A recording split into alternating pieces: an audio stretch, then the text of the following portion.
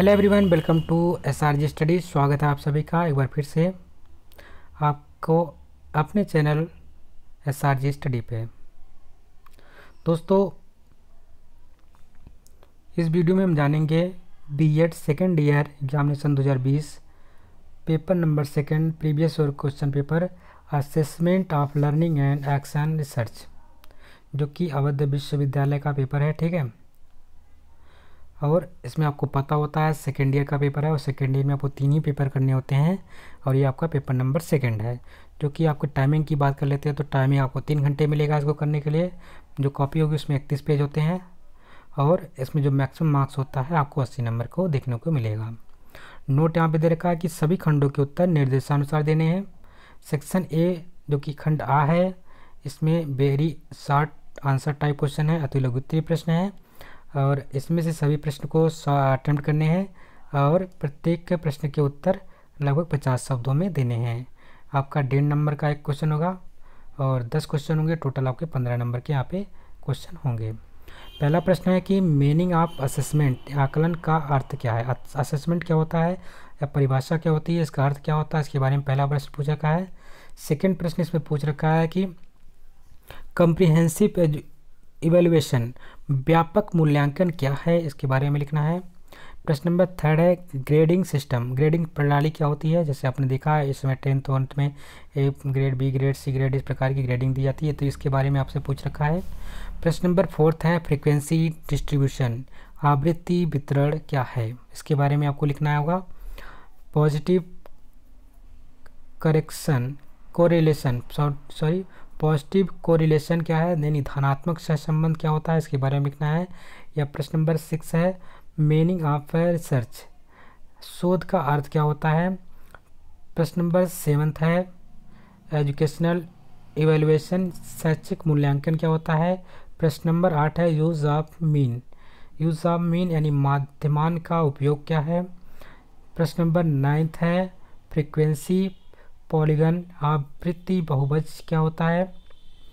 Find out the mean from the following data, यहाँ पे आपको एक क्वेश्चन करने पड़ेंगे, मैथ का है। आपको यहाँ से आपको दे रखा है, कुछ डेटा दे रखा है और इसमें पूछ रखा है कि माध्यिका ज्ञात कीजिए। ठीक है, और ऐसा कि आपको पता होता है माध्यिका ज्ञात करने के लिए सबसे पहले इसको आरोही क्रम में यानी बढ़ते हुए क्रम में लिखेंगे। उसके बाद टोटल संख्या गिनेंगे, कितना है 1 2 3 4 5 6, तो 6 के लिए एक अलग फार्मूला होता है।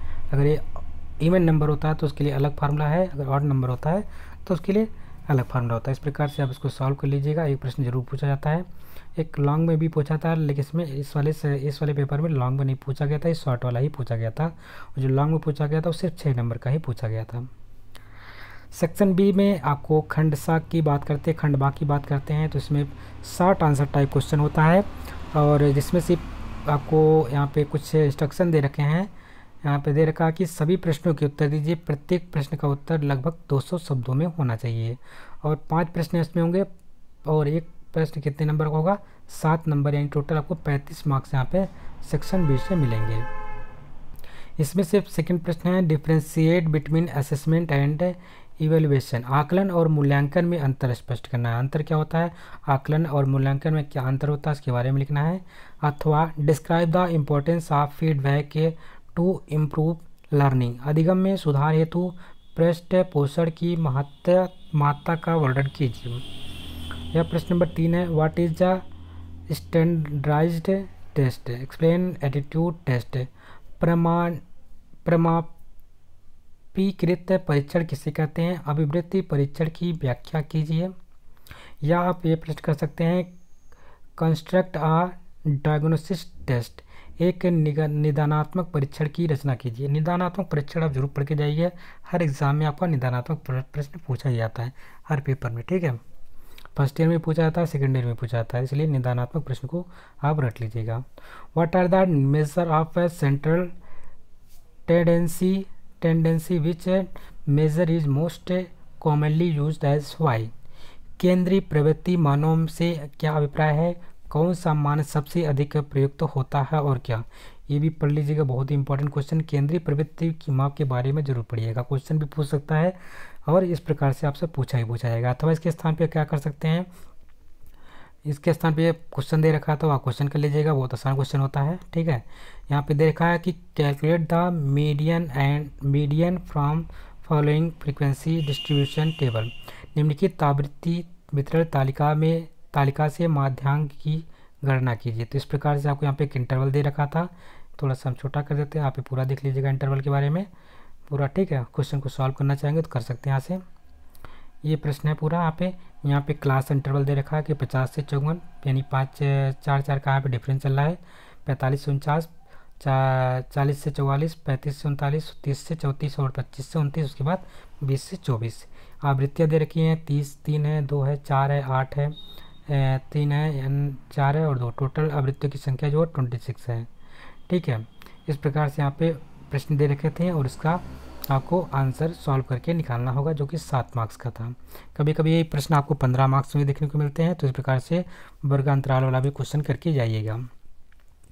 प्रश्न नंबर 5 है contract 10 objective type question and 5 short answer type question on any topics for class 10th। कक्षा 10 के किसी एक प्रकरण पर 10 प्रश्न बहुविकल्पी एवं 5 प्रश्न अति लघुत्तरी निर्मित कीजिए। यहाँ पे आप या प्रश्न नंबर ये कर सकते हैं, यहाँ पे आपको 10 क्वेश्चन किसी एक प्रकरण पर 10 क्वेश्चन जो कि बहुविकल्पी होना चाहिए, यानी 4 ऑप्शन उसके होने चाहिए, और 5 प्रश्न अति लघुत्तरी वाले होने चाहिए। इस प्रकार से प्रश्न पत्र का निर्माण करेंगे आप लोग। ये बहुत इंपॉर्टेंट होता है, इसको भी पढ़ के जाइएगा और इसको जरूर करिएगा। ठीक है, आपको 10 क्लास भी का करना है, कोई भी 7 टॉपिक उठा लीजिए, वहाँ से 10 प्रश्न कर लीजिएगा। 10 प्रश्नों के 10 आपको 4 क्वेश्चन इस प्रकार बना लीजिएगा। अथवा इसके स्थान पर आप कर सकते हैं सेमेस्टर प्रणाली एवं उसकी अच्छाइयों एवं कमियों के साथ वर्णन कीजिए। सेमेस्टर प्रणाली क्या है, उसकी अच्छाइयाँ क्या हैं, उसकी कमियाँ क्या हैं, इसके स्थान पे ये भी प्रश्न कर सकते हैं। अच्छा, मैं कहूँगा, मैं डिस्कशन करूँगा, अगर मैं इसको सलाह दूंगा तो आप ये प्रश्न करके जाइएगा। कक्षा 10 के प्रकरण के लिए 10 प्रश्न बहुविकल्पी प्रश्न एवं 5 प्रश्न अति लघुत्तरी प्रश्न वाले निर्मित करके आप बना दीजिएगा। प्रश्न नंबर 6 है define the achievement and describe the detail a tool for measuring achievement. उपलब्धि को परिभाषित कीजिए, इससे मापन के लिए एक उपकरण का सविस्तार वर्णन कीजिए। या इसके स्थान पे अगला प्रश्न कर सकते हैं, अगर नहीं आ रहा तो explain different scale of measurement, मानक के विभिन्न स्तरों की व्याख्या कीजिए। सेक्शन सी है खंड साम, दीर्घ उत्तरी प्रश्न, attempt any 2 questions give answer. इसमें से जो कि 500 वर्डों में होगा, किन्हीं 2 प्रश्नों के उत्तर दीजिए, प्रत्येक प्रश्न का उत्तर लगभग 500 शब्दों में हो। पहला प्रश्न, इसमें प्रश्न नंबर 7 है what is research, explain it's meaning and nature, differentiate between fundamental and action research.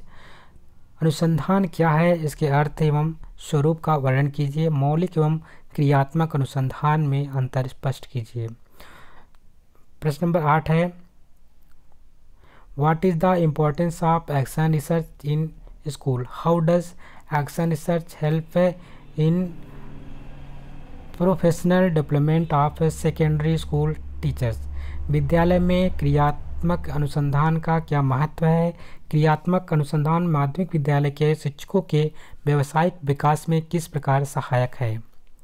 प्रश्न नंबर नेक्स्ट है, प्रश्न नंबर 9 है calculate the coefficient of correlation from the following data, also interpret your result. निम्नलिखित प्रदत्तों में सहसंबंध गुणांक की गणना कीजिए, अपने परिणाम की व्याख्या भी कीजिए। जैसे कि यहाँ पे x वेरिएबल दिया है, वहाँ पे y वेरिएबल दे रखा है। ठीक है, 28, 19, 26, 23, 28, 13, 25, 1, 31, 22, इधर दे रखा है कि 28, 21, 24, 25, 31, 17, 23, 27, 9, 20। तो यहाँ पे लिखा है right short note and any 3 of them.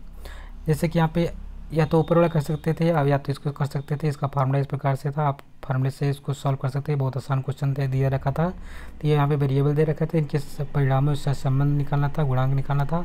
बहुत आसान क्वेश्चन था, उसको कर लेते तो आपको 15 मार्क्स यहाँ पे मिल जाता है। या आप अगर उसको नहीं आता 10वां क्वेश्चन कर सकते थे। इसमें है प्रश्न पूछा गया है कि right short note on any 3 of them. इसमें से सिर्फ 3 में इसके शॉर्ट नोट लिख लें, चाहे ऊपर के 3 लिख लीजिए, चाहे जो भी 3 आता हो 3 इसमें करना है। पहला एक्शन रिसर्च रिपोर्ट, दूसरा है स्टैंडर्ड डेविएशन, तीसरा है टीचर मेड टेस्ट और चौथा है reliabilities and validity of our test. ठीक है, हिंदी में ये चीज़ दे रखा है कि निम्नलिखित में किन्हीं 3 पर संक्षिप्त टिप्पणी लिखिए, जिसमें 3 ही करना है। पहला है क्रियात्मक अनुसंधान रिपोर्ट क्या होता है, दूसरा है प्रामाणिक विचलन क्या है, तीसरा है शिक्षक निर्मित से प्रशिक्षण क्या है, और चौथा प्रश्न है एक प्रशिक्षण की विश्वसनीयता एवं वैधता क्या है। इन पे आपको टिप्पणी लिखना था, यानी सिर्फ 3 ही करने थे, चाहे ऊपर के आप 3 कर लेते जो अगर आ रहा है, अगर नहीं आ रहा है तो इसमें नीचे के 3 कर सकते थे, या आपको अगर नहीं पहला नहीं आ रहा तो आपको पहला दूसरा तीसरा कोई भी कर सकते हैं, यानी 3 आपको इसमें से टिप्पणी लिख सकते थे। और इसी के साथ ये आपका वीडियो यहीं पे कंप्लीट होता है। आशा करते हैं आपको वीडियो पसंद आई होगी। यदि वीडियो अच्छी लगी तो इसको लाइक करिएगा, शेयर करिएगा, और चैनल पे नया हो तो चैनल को सब्सक्राइब कर लीजिएगा। मिलते हैं एक नई वीडियो में, तब तक के लिए नमस्कार, जय हिंद।